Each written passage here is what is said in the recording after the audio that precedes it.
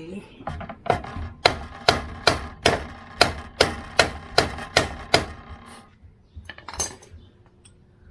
Woohoo!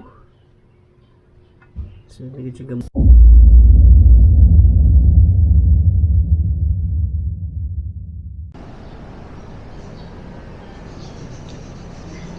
So, when is the right time to replace the brake pads of your motor vehicle, for in this case the Ziho EE8? So for me, there are two ways na ma-check nimo kung kanasa ka mag-replace sa brake pads sa imong motorsiklo. So first one is by looking at the owner's manual. So dito sa owner's manual, there's a certain number of kilometers in which you check if the brake pads are due for replacement. So for almost more than 2 years, so ang ato ang Ziho is already running at this 16,455 kilometers. So maybe on the owner's manual ay giutang dito of how many kilometers that you will need to replace your brake pads. But then for me the most reliable good na imong buhaton is to physically check the brake pads itself by a physical inspection. So karon, as I have checked, murag ginanglan na gyud siyang ilisa, no? So for this one, or this video, kita na ko ninyo kung how to replace the brake pads of the Ziho EE8 brake pads. Okay, so ito kong gingon. So the second option is via physical inspection. So first, let's check the rear brake pads with regards to its thickness, kung baga pa ba siya or kinahanglan lagi siyang ilasan. Okay, so I have physically already checked this one. I think kinahanglan lagi siyang ilisan kay medyo nipis na gud. So ako ipakita ninyo ang likod, ha. Okay, so basically this is the rear brake pads. One way of checking is compare it with somewhat of a coin. So I have here 1 peso coin. So imura na siyang i-compare diri sa imuhang brake pads, no? So this one is right side, other one is the rear side. So medyo sa likod siya. As you can see here, medyo nipis na gid kay siya, oh. Especially on the other side. Okay, so nipis gid siya, almost mutupong na gid sa piso ang brake pad sa other side. So ato ning baklason og ako ipakita kung how to replace this brake pad. So for this one, kinanglan ta og tools. And ako nabantayan kani siya, muna siya ang guide, which is ang lock na diri sa inner portion. So murag you will need a special tool para matanggal niyo siya, because if you're going to use an open wrench number 12, di ka kuha niya, kasi siya katuyok. So murag somewhat lisod siya, no? Difficult siya to rotate. Okay, naamo gud ni. So mura siya kinahanglan og special tool. So for this, you will need somewhat like this, no? Sana siya nga type sa wrench nani, but unfortunately dili nimo siya masulod kay na siya barrier man siya supposedly. So natay gamayng buhaton na niya para nga mapasulod na to siya, then we can release this nut and malift na to ang calipers para makita na to ang status sa brake pads. Okay, so kani siya rubber, mura raman siya rubber boots. So pwede nimo siyang ma-pull out kamay ana no. Then this will already give you access once makuha na nimo. Okay, so natay button kamay ani. So by the way, this is number 12 na wrench na mo fit ani niya. Okay,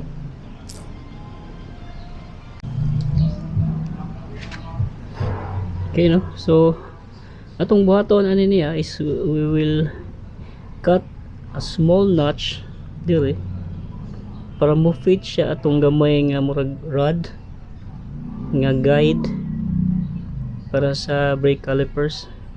So ato sa nang ikatin ako ipakita ninyo. Okay,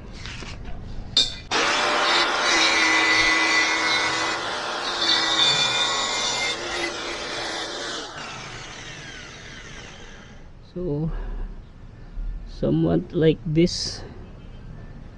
Init. Okay, so fit na to dito kung masuod na ba na siya. Kulang pa gito.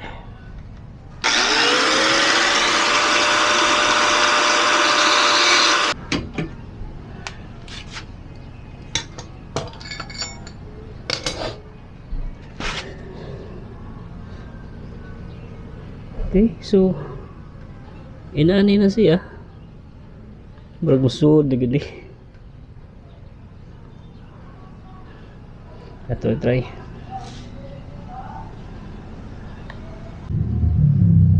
You know, so with this kuha na nimo maantay na nimo siya nga murag nut.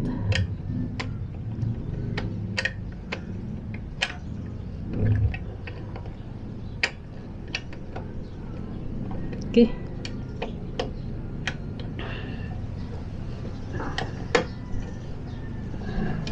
problema okay mo siya masubraan din na siya makuha.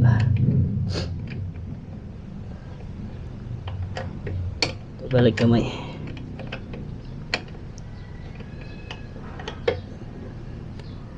Okay, supit mo siya button kay rubber boots, mura mo siya rubber boots.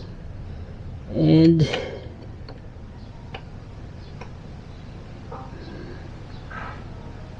siguro kinahanglan ka mo gamit og pliers.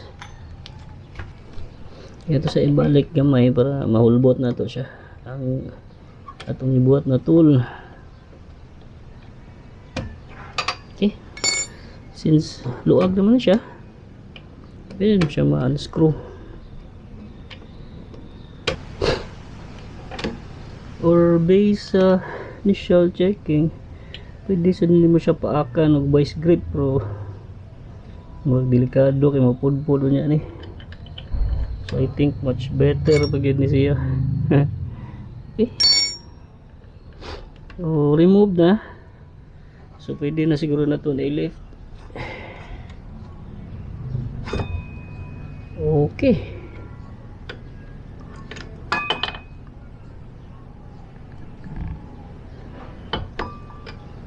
okay, so lifted na. Kita na to ang brake pads.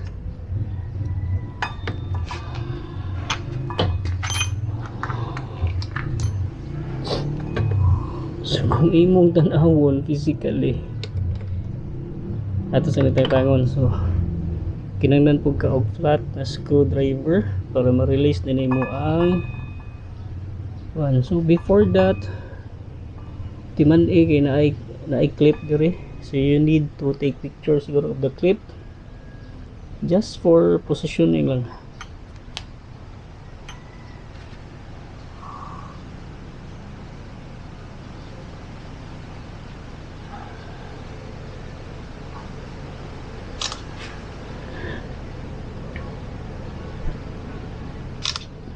Okay.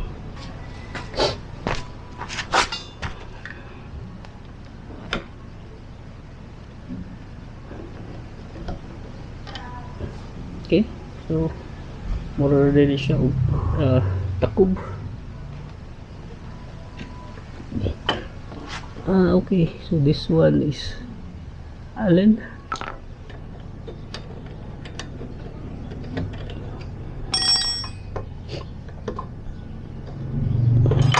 Oops.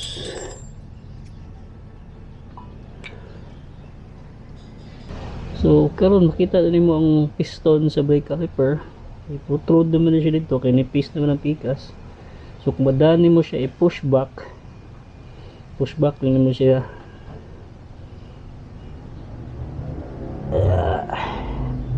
Okay, so dala ra.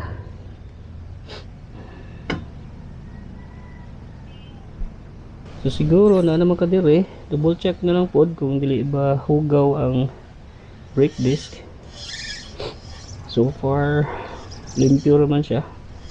So no need na imo pa ni siyang i-sandpaper to clean the disc both sides. So no rough edges mo pod since 2 years pa naman eh. Okay, so dire sa ilawom, maybe also try to clean.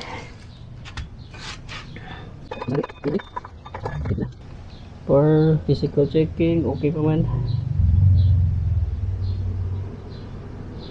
So kung mag DIY ka, I would suggest na ayaw na ni i-remove kaniyang fluid line, since kung tanaw mo ang level dito sa brake fluid, okay pa man, no need to refill lang po.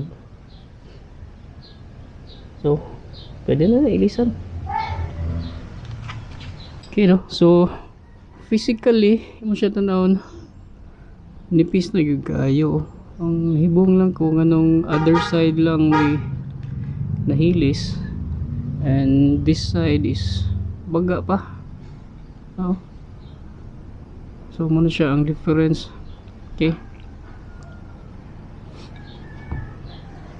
so by the way, kani nga mga replacement brake pads is an original genuine parts from Ziho Philippines, no. So I purchased this one from CF Moto Philippines, which is Motostrada.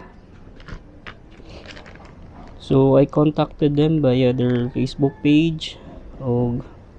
Thanks day to Sir Jiro Calderon of Motostrada Caloocan. So they are the authorized dealers pod sa Ziho Philippines. So try to open this one and compare na to sa for replacement ng brake pads. Okay, so compare na to. Mo siya ang bag-o na brake pad, which is a genuine parts from Ziho Philippines. So layo ra gyud kaayo compared ani niyo, nipis na gyud kayo. So physically dapat i-check na pod nimo. Okay, so later ato ning i-replace ani. So I think it's the same part number. Okay, hopefully makita ninyo, or CF002TR. So I guess ang pikas is the serial number. Okay, so CF002TR. Okay, so ato na ning ilisan, and hopefully ma-okay ra siya inig ilis. Okay,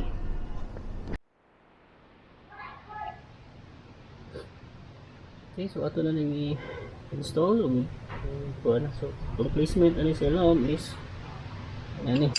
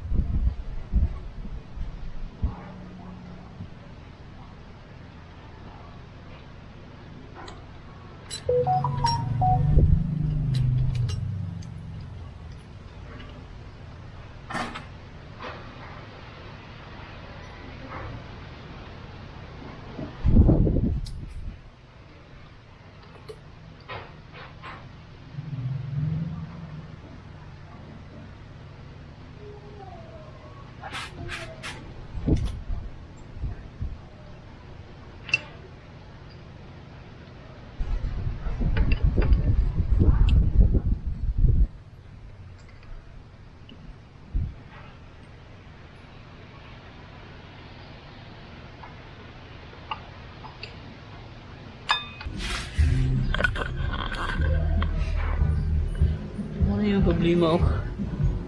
Ang kanina bolt na supposedly mo lock diri sumba gyud og murag 1 mm para ma-slide siya diretso sa iyang base. Oh. Aha. Murag matilaing option na ni is katinga tani gamay.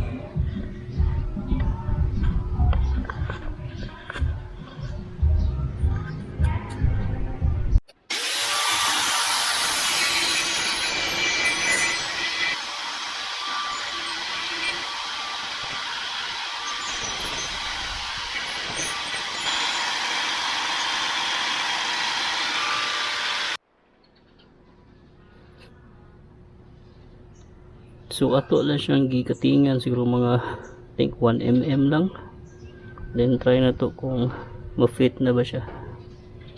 May baga kayong bigas brake pad.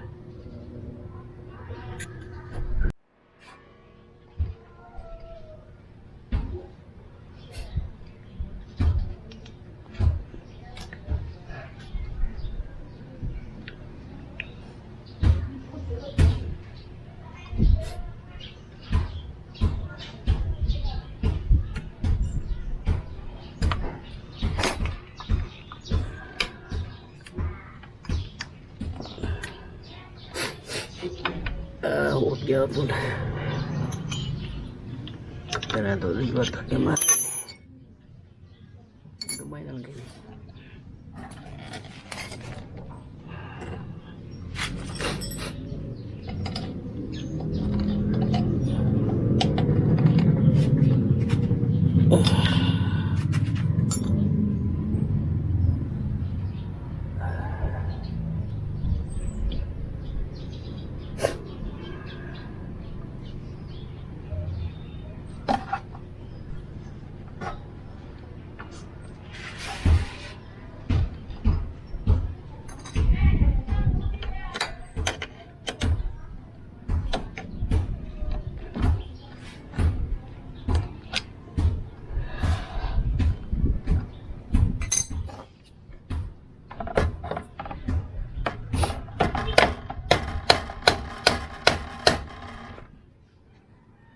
Okay.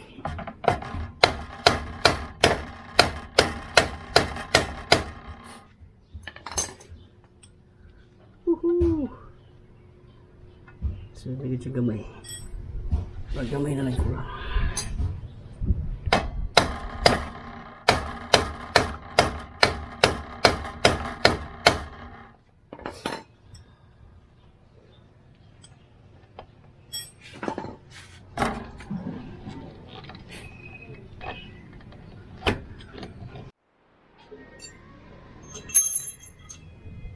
Okay, so with a little bit of a modification of the tool, napasod lagi na itong balik ang bolt, and also this one. Okay,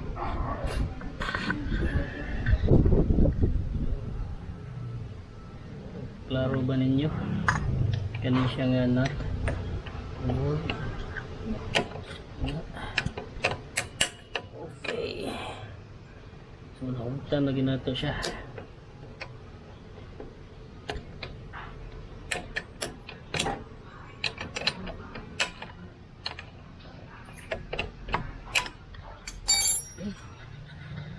So this one, dingit-ngit talagang gamay. Okay, so this one kanina bolt serves as the guide. So push back lang ito balik ni.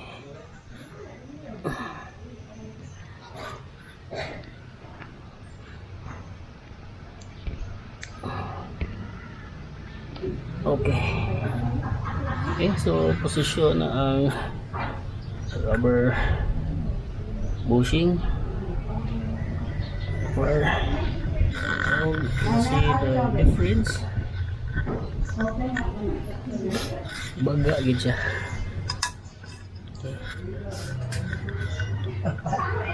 Ba? Tanawa siya. Tanawa. Okay, so okay na. So far so good. Baga na yung pika side. Okay. Rubber bushing sa guide. Okay na. So next na to i-check is the front brake pads. So check sa na to ang brake fluid level sa rear. Okay. So far limpyo pa man siya and no need to refill or to bleed out. Okay. So next is front brake pads.